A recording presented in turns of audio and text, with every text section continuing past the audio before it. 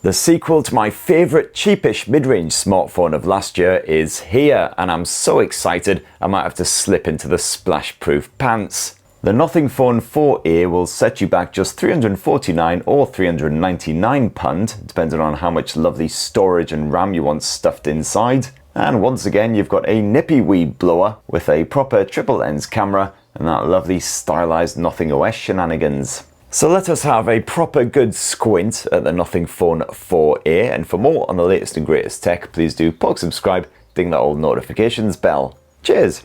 So first up, what do you actually get stuffed into that rather lovely box? So you got a wee bit of blurb from the Nothing team. We've got our Nothing Phone 4a, of course. We've got one Nothing branded USB cable, a transparent pokey pin, and last but most definitely not least, a condom case to keep your Nothing Phone 4a safe from harm.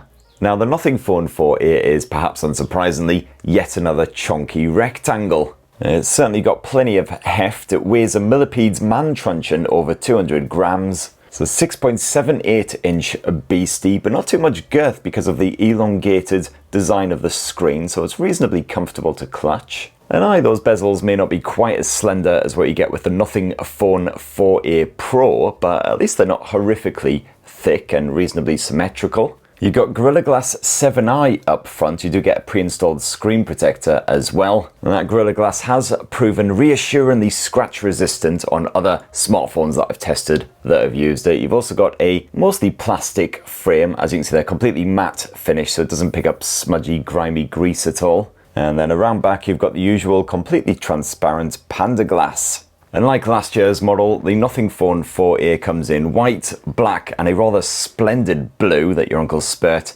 gets very moist indeed for. And this one also now comes in pink. And I'm talking proper pink too, none of that rose gold bollocks. I think more along the lines of Mr. Blobby or Danger Chicken. As for that old scattered Glyph lighting arrangement, well, this has been replaced for the 4th generation with the Glyph Bar. Now, this is a column of 7 miniature squares, as you can see there, constructed from 63 mini LEDs. 6 of them fully customizable and white, and the base one there, as you can see, is red. And despite being a very different arrangement to the Nothing Phone 3a series, you still get most of those usual Glyph features tucked away, which we'll look at in a bit. I'm also pleased to see that elongated camera bump once again making a return here on the Nothing Phone 4a, centrally positioned for a sort of symmetrical vibe, although obviously not entirely symmetrical, especially with all the inner workings on display. And that camera bump doesn't jut out too far either. It's just about usable as a finger shelf to help out with the one-handed use, although it is a little bit slippery. But hey, very much looks like a Nothing phone, unsurprisingly. Really stands out from the crowd, so I'm absolutely down for it. And the Nothing Phone 4a is also IP64 splash and dust resistant, same as the previous generation, so it can get quite moist. Apparently it can survive for around 20 minutes in a very shallow body of water, so you don't have to absolutely soil yourself if you drop it in a puddle or something.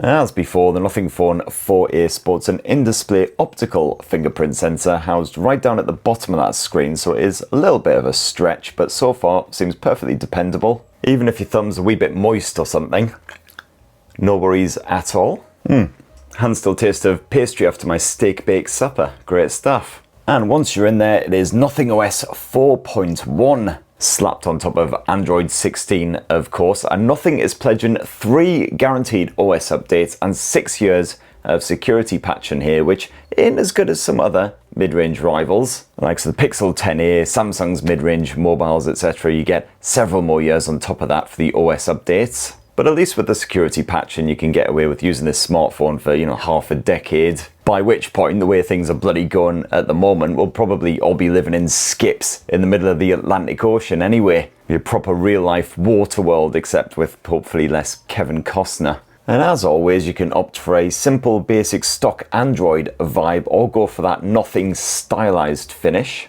You've got the usual slick Nothing apps, including a bit of weather action, and a basic voice recorder app as well, which I rather like using because it actually makes that red light around back flash, just so you don't forget that you're recording.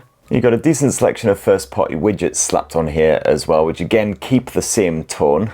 And these include the new Breathe and Break widgets, which can help you to de-stress, calm down. And basically a series of breathing exercises accompanied by nice chill out tunes, particularly handy for you Geordies if you ever feel like punching a horse.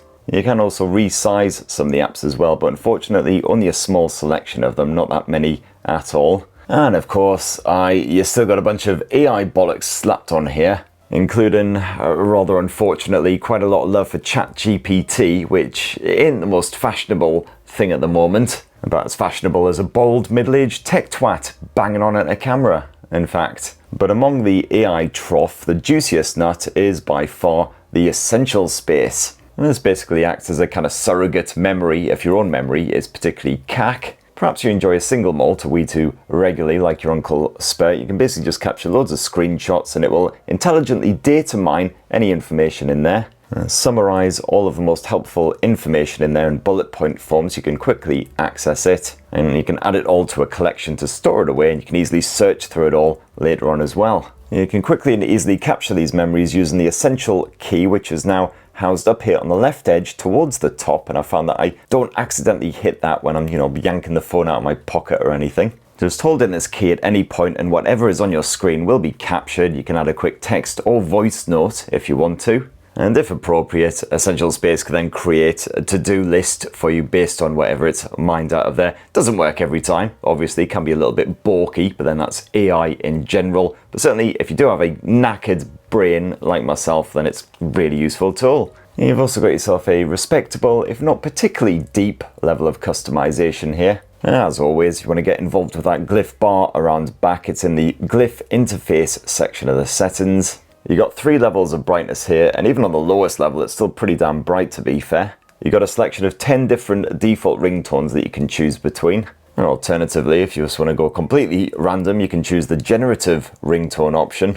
And similarly, you got a choice of 10 different notification signals. And our great mate Flip to Glyph is back in action, which is kind of a mild version of Do Not Disturb. It's handy for those moments when you kind of want the world to just piss off and leave you alone, but you also kind of want to know if anyone WhatsApps you, or you get a work email through or something. It's all fully customizable thanks to the essential notifications, which is your typical if this then that style setup. So set up various conditions, like for instance any missed calls I want to be notified about, and also anything that I get through from WhatsApp. You can set up new rules at any point, selecting notifications from any of the apps you've got installed, and also specific contacts and specific keywords. So for instance, if your mum was to send me a message with the keyword Felchin inside of it, I would be notified. Absolutely do not want to be missing that again. It can also operate as a volume indicator, as a countdown timer, all the usual bangers. Unfortunately, the Glyph Progress still has very limited support, as you can see there, despite the fact that nothing's been saying for years it would be working on this. New third-party apps will be supported soon, so hopefully that will eventually happen. And on the whole, Nothing OS has been well behaved in my time with the Nothing Phone 4a. A few little quirks and bugs here and there, like sometimes the swipe gestures will just stop working for 30 seconds for no apparent reason, but it's still pre-launch, so I'll forgive it that. Oh, and it's also very much worth pointing out that eSIM is supported on the Nothing Phone 4a, but only if you live in Japan. Here in Blighty, nope. No, it's a physical SIM all the way for us Brits.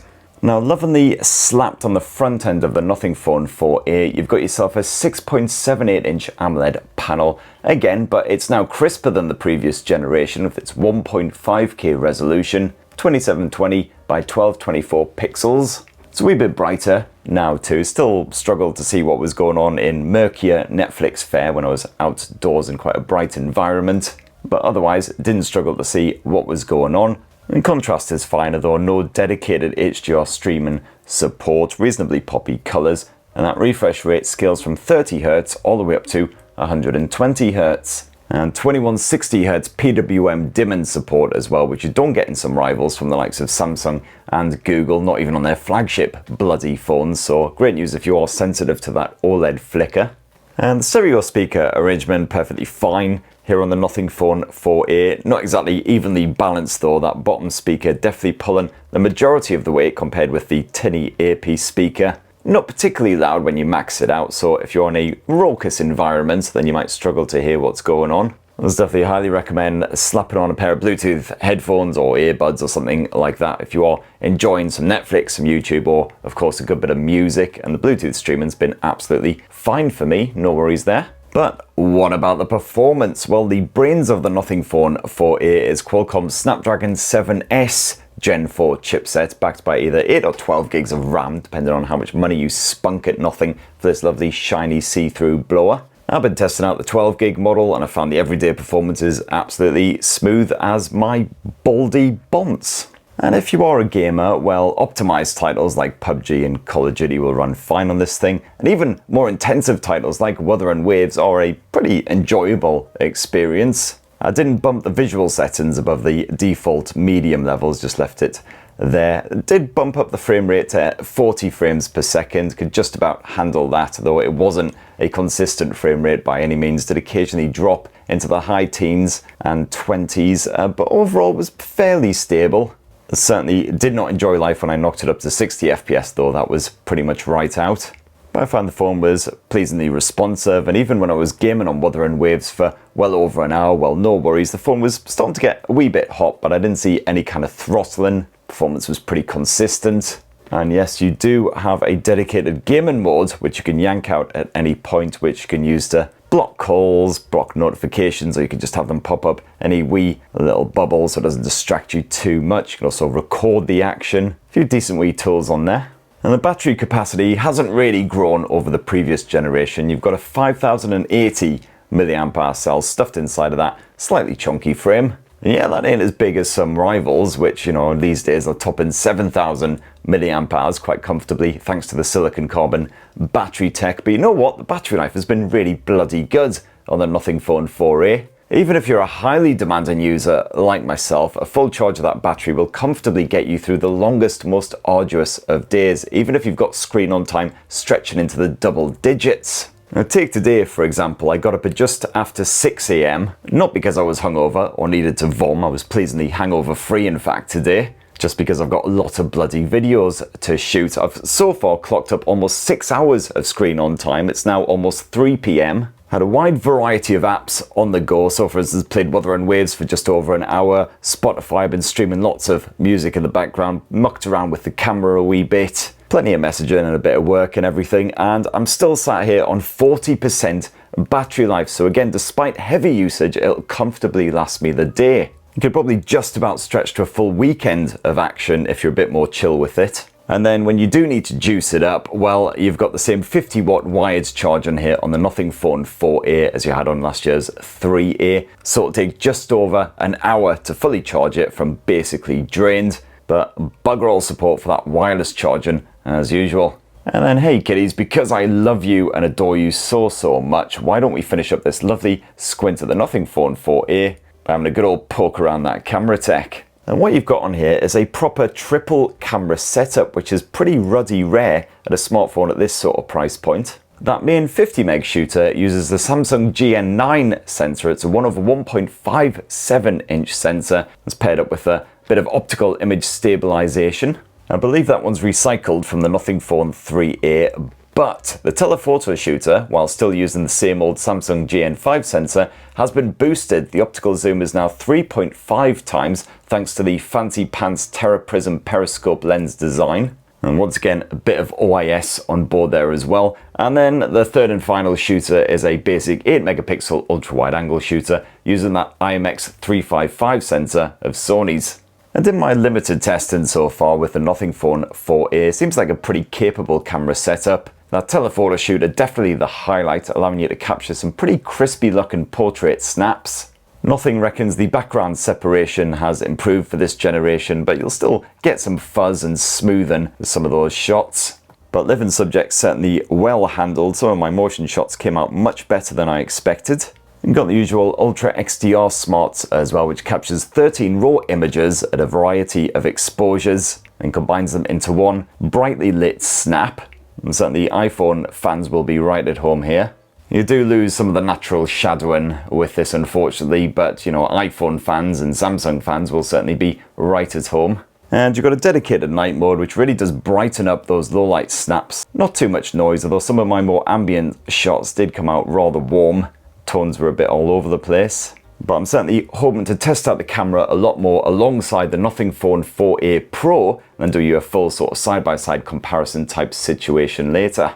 And you got various tools and toggles as always. You can switch off the HDR if you don't want that on board. You can bump up to 50 megapixel images as long as the lighting isn't CAC. And you've got a variety of different modes that you can flick to as well, including that dedicated night mode that I mentioned and a full-on expert mode, which allows you to mess around with the ISO level, shutter speed, white balance, etc. If you drag this up, you've also got a bit of raw capture support too. And for your home movie shenanigans, you can capture up to 4K resolution footage at 30 frames per second, otherwise 1080p at 30 or 60 frames per second. You do have HDR smarts as well, but only when you're shooting at 1080p. And yes, when you're shooting at 4K, you can swap between the main sensor and that telephoto shooter to get a bit closer to the action. Stabilization seems pretty good.